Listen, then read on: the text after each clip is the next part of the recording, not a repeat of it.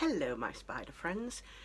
Today I'm going to be telling you the story of the time that I witnessed an attempted murder. I have never told this story before, never once, to anyone. Not even my best friends know this story.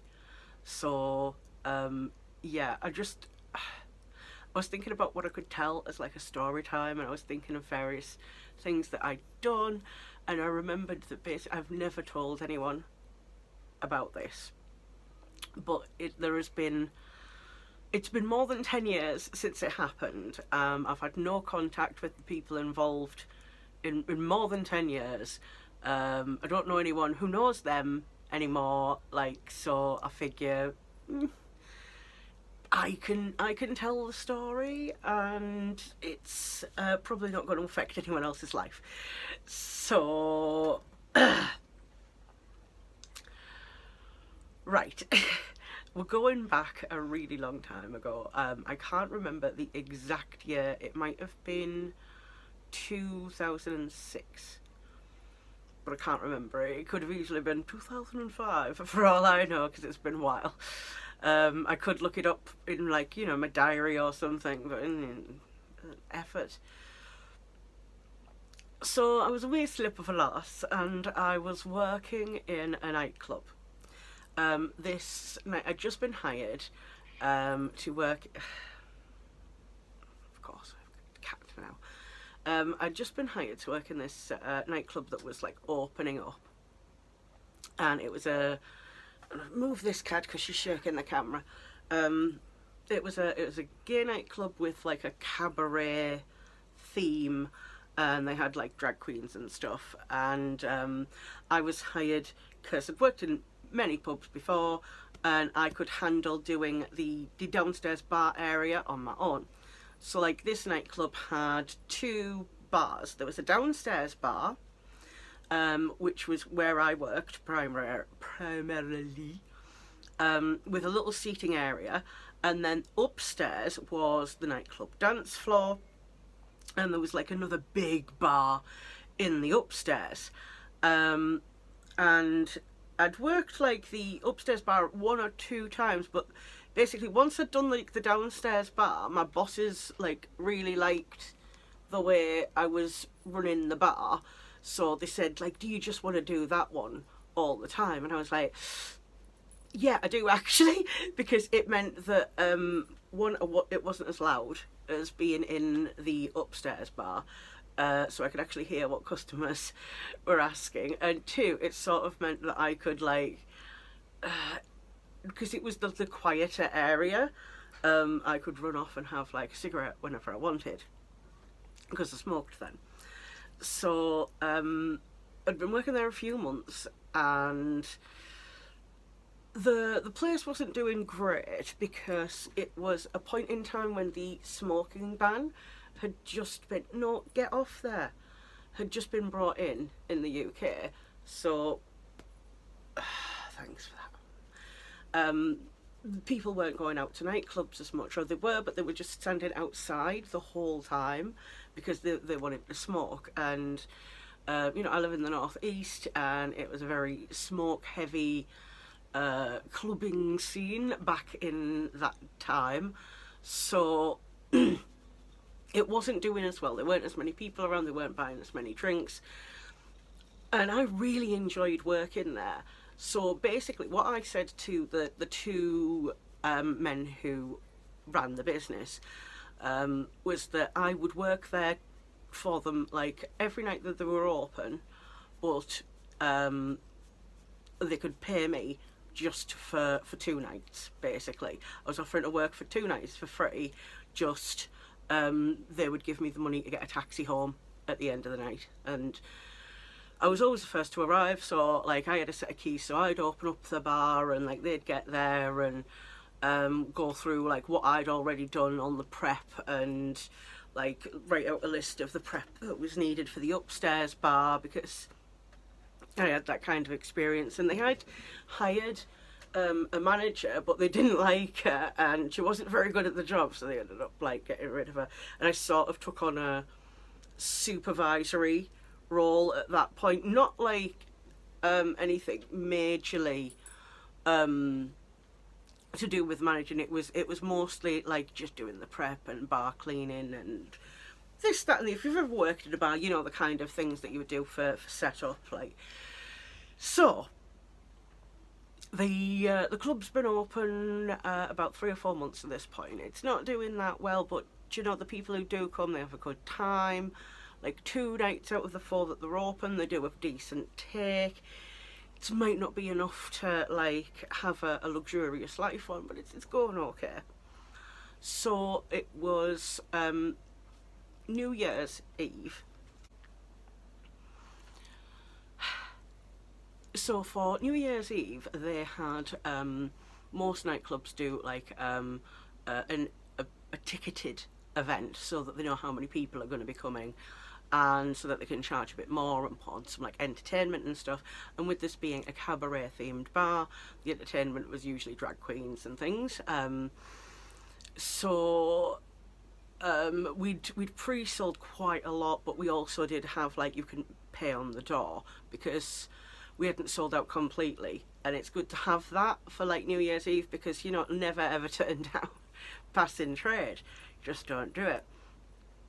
So I was like working the bottom bar as usual, and it was a hell of a night, and I mean hell as literally as one can interpret that. Like, it was just so long. Everyone was so drunk, made a fortune in tips. But it was like, it was dragging. Everyone was tired. This is like, we're talking, we were open because it was New Year's Eve. We were open till 4 a.m. So like, we've gone past like midnight. I'd been working, like I'd been there since 8, setting up.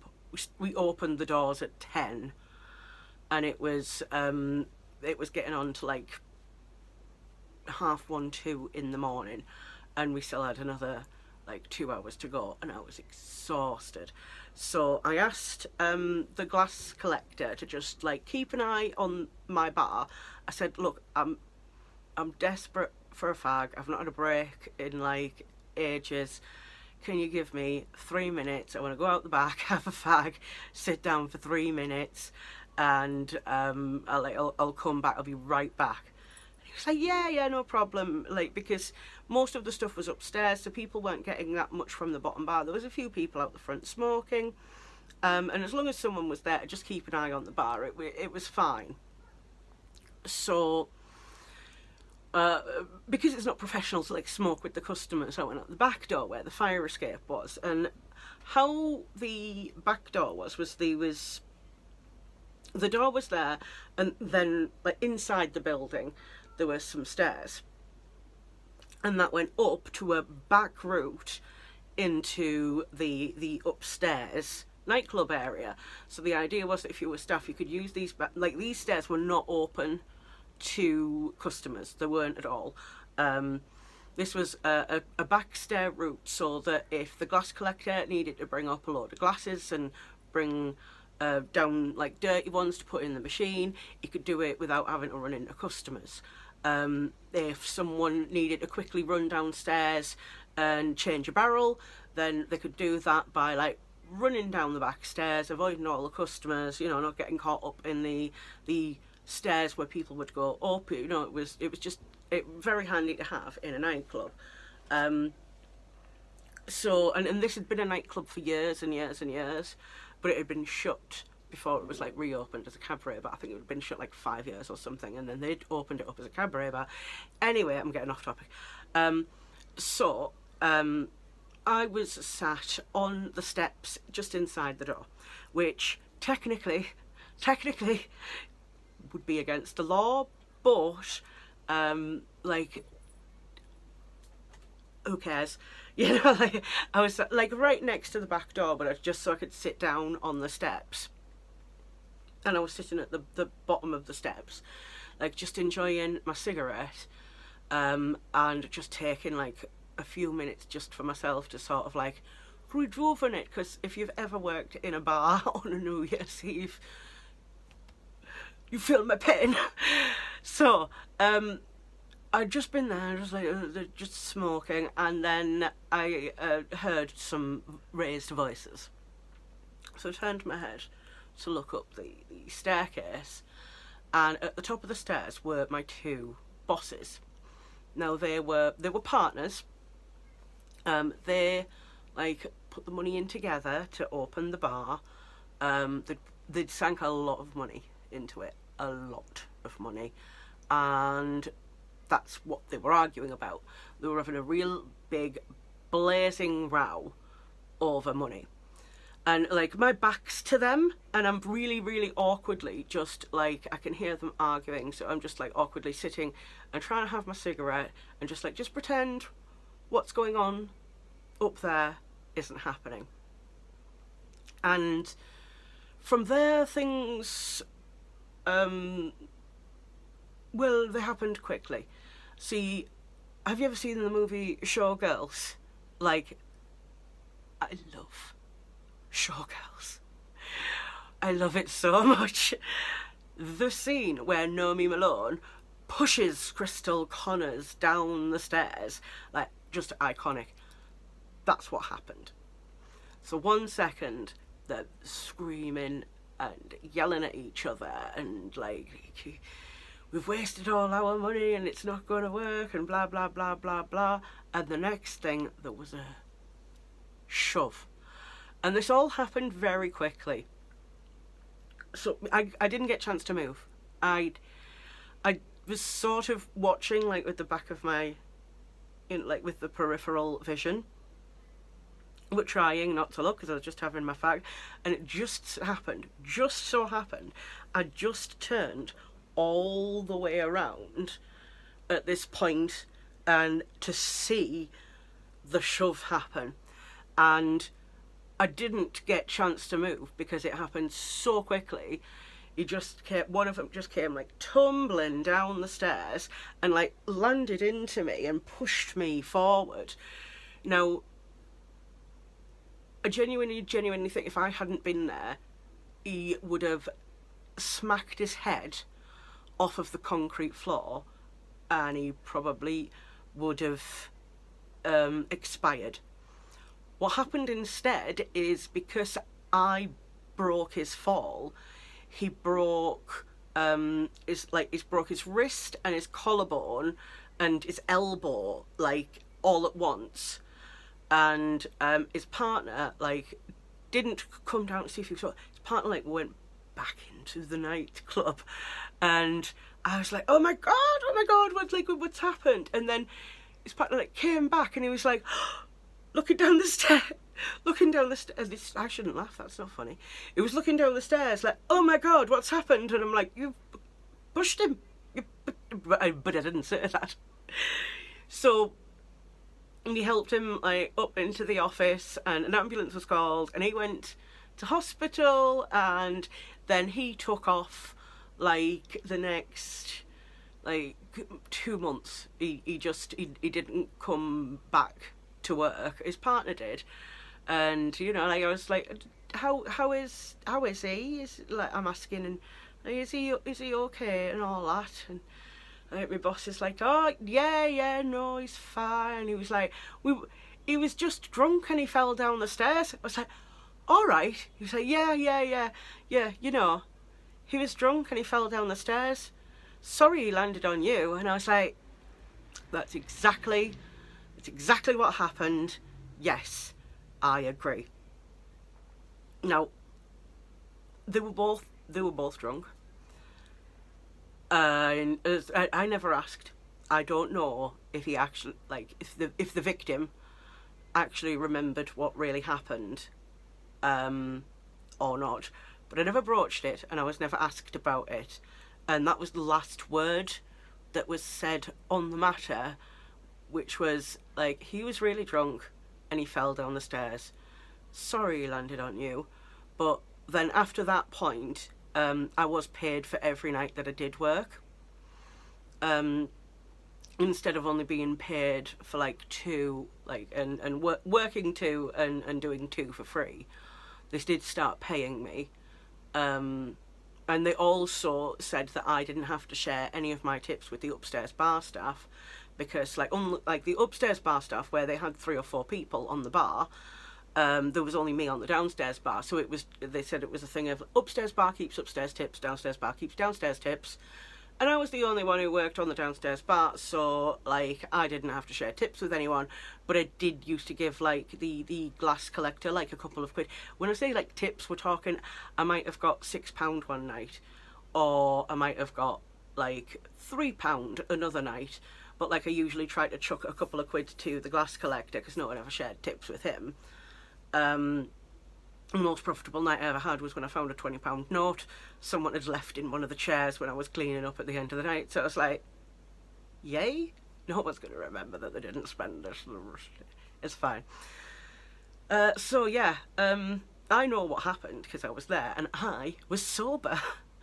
Because even though we were told you were allowed to drink behind the bar, I didn't think it was very professional. So anytime a customer said to me like, one for yourself, I'd say, I really can't, I'm working, is it okay if I just take a pound and I'll have like my shot, it was always shots, I'll have my shot when I finish work. And they were always like, yeah, that's fine. So that's what I would do. Instead of like taking a drink, I would take a shot, take a pound, instead of like a big tip, unless somebody actually went to me like, no, this is a £5 and that's for you, which did happen a couple of times.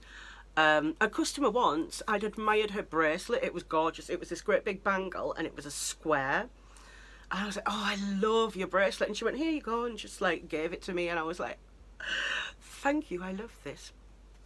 So yeah, it was never brought up, I was never asked about it by either side, but I did get paid for the nights that I worked instead of like doing them for free, and I got to keep my own tips and things. So I'm not saying I was bribed or anything like that. I'm definitely not saying that because I wasn't, because we paid you for the job that you're doing. What a bribe. I just that was the change of circumstances afterwards. So yeah, I saw someone try to, he did a Nomi Malone. He did a Nomi Malone, that's what he did. He might not have been actually like trying to kill him, he was trying to hurt him. He was definitely trying to hurt him, and I think if I hadn't been there it would have been worse. It was bad as it was, but yeah, if I hadn't been there,